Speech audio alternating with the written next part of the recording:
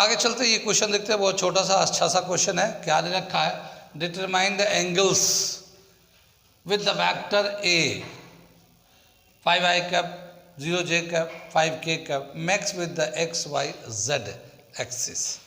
तो यहाँ पे तीनों कोऑर्डिनेट यूज़ कर रहे हैं, तो ये जो वेक्टर होगा ना हमारा स्पेस में होगा। तीनों कोऑर्डिनेट यूज़ करते हो, बताया था ना, जब किसी एक्सिस में होता है तो एक यूनिट वेक्टर यूज़ होता है, जब प्लेन में होता है तो दो कोऑर्डिनेट यूज होता है, और जब तीनों यूज़ करते हैं तो वो स्पेस में होता है। और हम लोगों ने बताया था कि इस तरह का एक फिगर बनाकर, किस तरह का फिगर बनाकर, इस तरह का, ये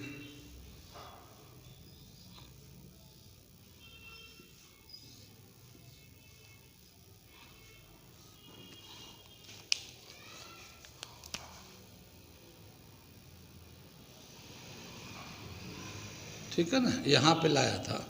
और ये जो था हमारा वेक्टर ए है, और ये एक्स एक्सिस है, मान लो ये एक्स एक्सिस है, ये हमारा वाई एक्सिस है, ये जेड एक्सिस है। तो यहाँ पे जो एंगल बनता था वो अल्फ़ा बनाते थे हम लोग, यहाँ पे ये बीटा बनता था, और यहाँ पे ये गामा बनता है। ठीक है, ये जो है इसका कंपोनेंट एक्स के तरफ में निकालेंगे तो A x is equal to A cos theta, alpha, sorry alpha है ना, एंगल अल्फ़ा ले लिया। ए वाई की तरफ लेंगे, A Y is equal to A cos beta, क्योंकि ये इधर से बेस काउंट होता है, हम लोगों ने एक थ्योरी में बताया था। इसको इसके साथ लेंगे तो A Z is equal to A cos gamma. ठीक है, तो क्या बताया, सॉल्यूशन कर रहे हैं हम लोग, यहाँ पे सॉल्यूशन कर रहे हैं। Vector A has three components,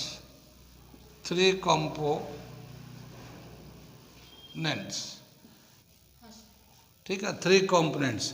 A x is equal to A cos alpha, A Y is equal to A cos beta, A Z is equal to A cos gamma.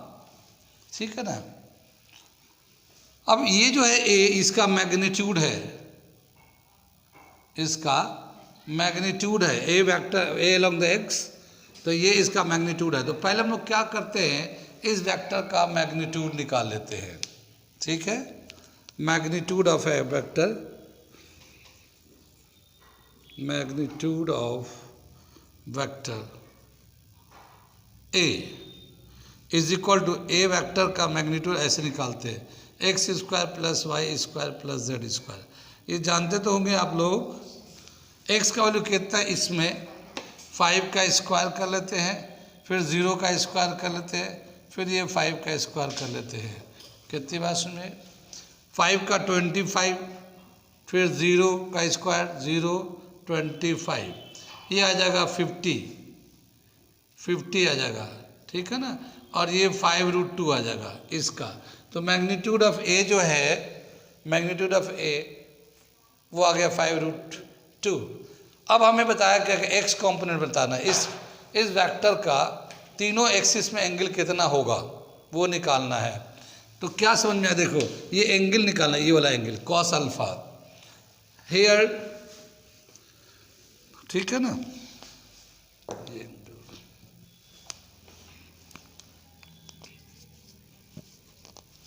A x is equal to A cos alpha है ना ये, तो cos alpha is equal to कितना हो जाएगा, A x upon magnitude of A vector.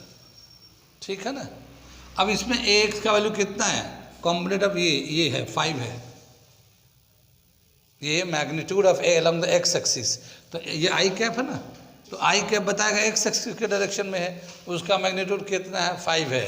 तो हम लोग इसको लेंगे 5 और ये आ जाएगा ए 5√2, ये वाला वैल्यू, ये मैग्नीट्यूड है, तो ये कितना हो जाएगा 1/√2। ठीक है ना। ठीक है, इसे हम लोग डिवाइड करेंगे हम लोग, तो cos alpha is equal to 1/√2 ऐसे आ गया, 5 से 5 कैंसिल करके। 1/√2 कितने का आता है, कॉस में कितने एंगल का होता है, cos 45 का वैल्यू होता है, तो ये हमने cos 45 ले लिया, ठीक है ना। तो ये cos alpha is equal to cos 45 ले लिया, alpha is equal to 45 degree. तो ये अल्फ़ा का वैल्यू निकाल लिया, यानी ये जो वेक्टर है एक्स एक्सिस के अलॉन्ग 45 पे है, वाई एक्सिस के अलॉन्ग निकाल लेते हैं। तो वाई एक्सिस में कैसे निकालेंगे हम लोग, A Y is equal to A cos beta, ठीक है।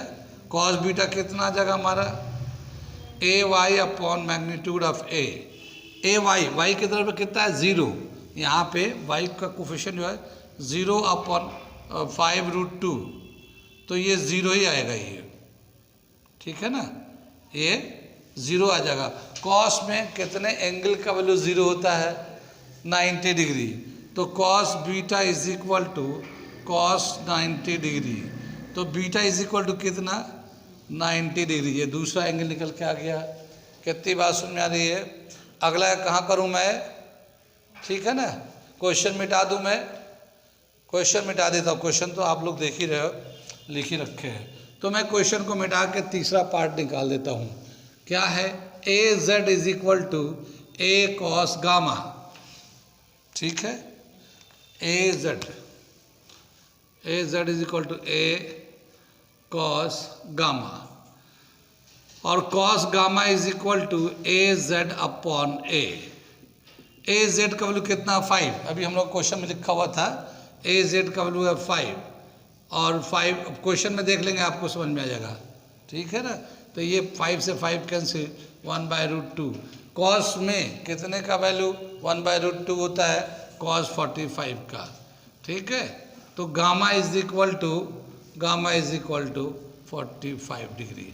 तो इनका जो आंसर होगा, तीनों एक्सिस में जो एंगल हैं हमारे वो इस तरह से आ गया। कौन सा, एक्स एक्सिस में दे रखा है 45 डिग्री, 90 डिग्री एंड 45 डिग्री, ये तीनों एंगल दे रखा है, X axis, Y axis, Z axis. कहाँ कहाँ समझ में नहीं आया आपको, आ रहा है, very good very good, Monday भी। Find the magnitude and direction of a vector A i cap plus j cap. इसका हमें मैग्नीट्यूड भी बताना है और इसका हमें डायरेक्शन भी बताना, कितना एंगल है। तो जब भी कभी हम लोग एंगल लेते हैं तो ये देखो ऐसे होता ना, तो यहाँ से एंटी क्लॉकवाइज चलता ऐसे, तो ये एंगल दिखाते हैं हम लोग, एंटी क्लॉकवाइज मोशन में लेते हैं। ये जो आई जे है, इसका मतलब ये एक लाइन है जिसका जो प्लेन में है, एक्स वाई प्लेन में है, ये एक वेक्टर है ए जिसका आई कैप प्लस जे कैप है, और ये जो है ना ये एक्स वाई प्लेन में है, ठीक। इसका मैग्नीट्यूड कितना हो जाएगा, ये मैग्नीट्यूड निकाल लेते हैं। Magnitude of vector A is equal to, A vector का मैग्नीट्यूड निकालेंगे तो X square plus Y square plus Z square whole root. कितनी बात सुन रही, तो यहाँ पे एक्स का वैल्यू कितना है, आई से पहले कितना है 1, तो 1 का स्क्वायर, जे से पहले क्या है 1, इसका स्क्वायर, जेड तो है नहीं तो इसमें 0 ले लेते हैं, तो ये आ जाएगा √2, ये इसका मैग्नीट्यूड हो गया। अब हमें डायरेक्शन निकालना है, तो ये जो वेक्टर है इस तरह से है ना, ये वाला ए वेक्टर है, आई कैप जे कैप है, तो आई तो एक्स कोऑर्डिनेट है, जे वाई कोऑर्डिनेट, तो एक्स वाई प्लेन में है ये वेक्टर। तो इसका जो एंगल बनेगा ये वाला एंगल बनेगा, तो ये वाला एक वेक्टर है और एक ये एक्सिस है, इनके बीच का एंगल निकालना है। तो हम लोग क्या करें, इसका डॉट प्रोडक्ट निकाल लेते हैं। Dot product, the direction of the vector A is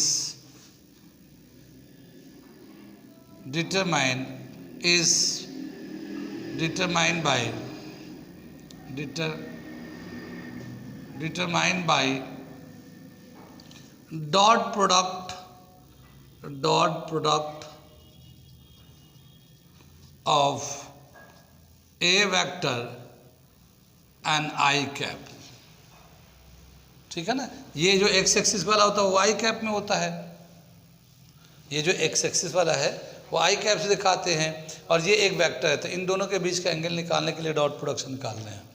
तो क्या हो जाएगा, ए का जो वेक्टर ये आई कैप प्लस जे का भी है तो ए का हो गया, और फिर ये डॉट प्रोडक्ट जो है ये आई ऐसे आ जाएगा, ठीक है ना। जब ये हम लोग डॉट प्रोडक्ट लगाते हैं तो इधर मैग्नीट्यूड लेते हैं, ये है ना, A vector dot B vector is equal to magnitude of A B cos theta, ऐसे होता है। कितनी बात में, तो ये तो डॉट प्रोडक्ट ये वाला हो गया, ए डॉट बी हो गया, ये ए डॉट बी हो गया। अब यहाँ पे मैग्नीट्यूड निकालेंगे इसका ए का, तो ये ए का मैग्नीट्यूड कितना है 2, ये निकाला हुआ हम लोगों ने, और फिर इसका आई का जो मैग्नीट्यूड होगा ये 1 हो जाएगा, क्योंकि आई के सामने 1 ही तो है ये, और फिर कॉस थीटा ले लिया हम लोगों ने। कितनी बात सुनी, इसको इससे मल्टीप्लाई करते x1 x2 plus y1 y2 ऐसे आएगा। तो यहाँ पे x1 के हिसाब से ये आई कैप को आई कैप से मिलाएगा तो कितना हो जाएगा, डॉट प्रोडक्ट लेते हैं आई कैप डॉट आई कैप, तो 1 के बराबर होगा, क्योंकि cos 0 डिग्री होता है 1 आ जाता है, और इसको आई को j से मल्टीप्लाई करेंगे तो 0 हो जाएगा ये, क्योंकि 90 का एंगल हो जाता है ना, cos 90 0 जाता है, इज इक्वल टू क्या हो गया √2 cos थीटा। कितनी बात सुन में, तो यहाँ बचेगा 1, इधर हो गया √2 cos थीटा।